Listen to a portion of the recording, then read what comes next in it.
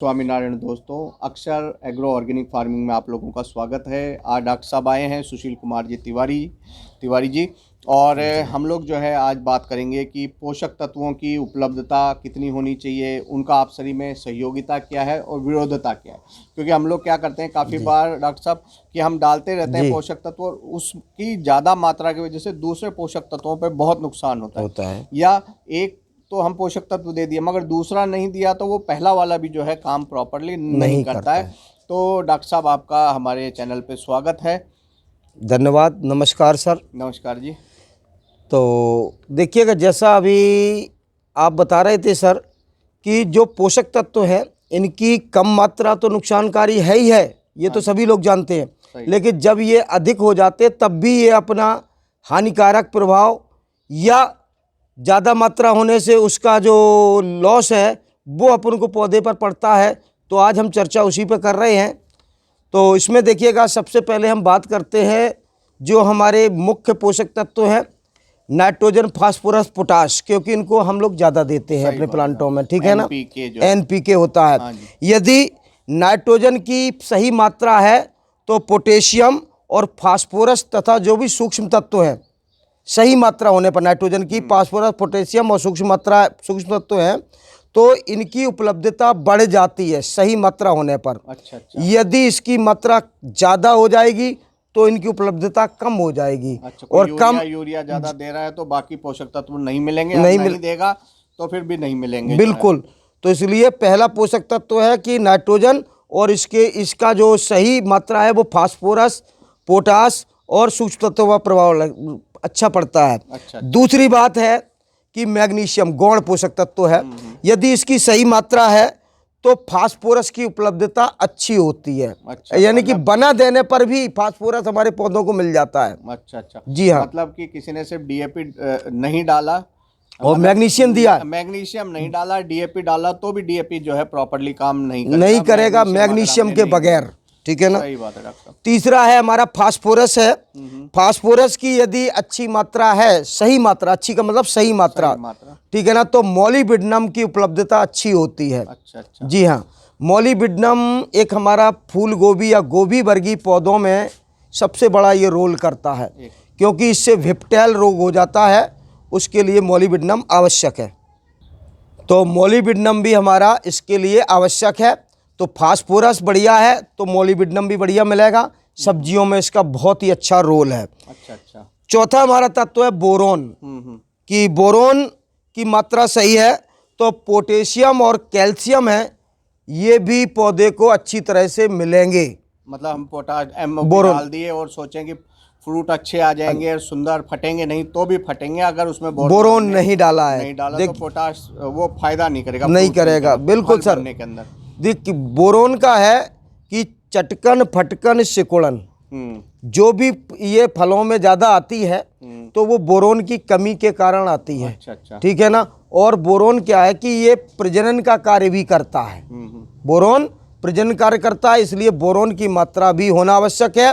सही मात्रा है तो पोटेशियम और कैल्शियम भी बढ़िया प्राप्त होगा। अच्छा। जी हाँ। पांचवा है मैग्नीशियम की अच्छी मात्रा है तो ये पोटाश पे भी काम करता है। इससे पहले हमने फास्फोरस के लिए बताया था, मैग्नीशियम और हाँ फास्फोरस का संयोग है। तो इसी प्रकार से मैग्नीशियम का पोटेशियम के साथ भी अच्छा है, क्योंकि मैग्नीशियम अच्छा है तो पोटेशियम भी पौधे अच्छी तरह से लेते हैं। और पोटेशियम हमारा तीसरा महत्वपूर्ण तत्व की श्रेणी में आता है, जो कि सूखा को सहन करता है और पौधे को रोग प्रतिरोधक क्षमता देता है और बीज का, फल का आकार बनाने में उसका बहुत बड़ा रोल है। ठीक है ना। तो ये बात थी हमारे जो मुख्य पोषक तत्व मेजर और गौण थे, उसका सही मात्रा होने पर कौन से पोषक तत्वों का उस पर सहभागिता का है या उपलब्धता पर प्रभाव है। ठीक है ना। तो और अब क्या बताएंगे डॉक्टर साहब? अब इसमें यह है कि कुछ हमारे पोषक तत्व हैं जो सूक्ष्म पोषक तत्व हैं, इनकी जब अधिक मात्रा हो जाती है तो उनका अन्य पोषक तत्वों पर भी प्रभाव पड़ता है। अच्छा। ज़्यादा मात्रा, क्योंकि कोई भी चीज़ हम ज़्यादा खा लें तो उसको औगन कर जाती है, अपनी राजस्थानी भाषा में कहें कि घी ज़्यादा खा लें तो पेचिश हो जाएगी। ठीक है ना। घी वैसे फायदेमंद चीज़ है, लेकिन जब इसको सीमा से ज़्यादा खा लेते हैं अधिकता मात्रा में तो हाजमा खराब हो जाता है। तो इसलिए कुछ पोषक तत्व हैं, जैसे हम पहला लेते हैं कि कॉपर है, जिसे तांबा कहते हैं, और इसकी अधिक मात्रा हो जाए तो ये लोहे की उपलब्धता पर प्रभाव डालता है, आयरन जिसे कहते हैं। अच्छा। तो इसलिए कॉपर की ज़्यादा मात्रा नहीं, क्योंकि ये सूक्ष्म पोषक तत्व है, लोहा भी है। यदि आपने उचित मात्रा डाली तो लोहा मिलेगा, और ज़्यादा मात्रा आ गई तो लोहा नहीं मिलेगा, ठीक है ना, वो उपलब्धता बढ़ जाएगी।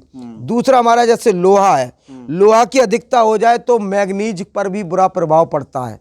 मैग्नीज एक सूक्ष्म पोषक तत्व है, तो लोहा की मात्रा बढ़ाने पर मैग्नीज सही पौधे को नहीं मिलता है, इसलिए मार्क्स रोग हो जाता है। ये मटर में ज़्यादा देखने को मिलता है, पर्णचित्ती। ये पर्णचित्ती धब्बे पड़ जाते हैं भूरे रंग के पत्तों के ऊपर, और पत्ते सिकुड़ भी जाते हैं और लास्ट में सूख करके गिर जाते हैं। इसे मार्क्स रोग कहते हैं, जो मैग्नीज के कारण होता है। और लोग उसको फंगस समझ के आ गया यार, उसके ऊपर एंटी फंगल डाल दो। और ये नहीं पता कि भाई इसमें जो है पोषक तत्वों की कमी के कारण है, ठीक है ना। तीसरा हमारा है जिंक। यदि जिंक की भी अधिकता हो जाती है तब भी ये लोहा पे हमारा प्रभाव डालता है। अच्छा। अधिकता होने पर, ठीक है ना, और लोहा है वहां पर कम मिलेगा, तो ये चीजें अधिक नहीं होनी चाहिए। जिंक आवश्यक है, लेकिन एक लिमिटेड मात्रा में, कम मात्रा में। लोग तो दबा के एकदम कई एरिया में तो मैंने सुना जिंक इतना देते हैं, लहसुन में बहुत ज्यादा देते हैं, इसके अलावा गेहूं में बहुत ज्यादा देते हैं। नहीं, वो गलत है, से अधिक गेहूं में डालते जी हाँ। 1 एकड़ में यदि आप जिंक सल्फेट देते हो तो मेरी नज़र में है 2.5 किलो से ज़्यादा नहीं देनी चाहिए। लोग वाग पूरा कट्टा भगा देते हैं, कहीं कुछ है 33% की जिंक देते हैं, 21% की जिंक देते हैं, तो ज़्यादा जिंक होगी वहाँ पर अपना लोहा भी कम प्राप्त होगा, और इससे पत्तियों में हरापन ज़्यादा आ जाए। ज़्यादा लोहा हो जाता है या कम हो जाता है, हरापन बढ़ जाता है, ठीक है ना, और ऊपर से पौधा नीचे की तरफ सूखने भी लगता है, ऐसा भी कारण है, ठीक है ना। चौथा हमारा तत्व है फास्फोरस।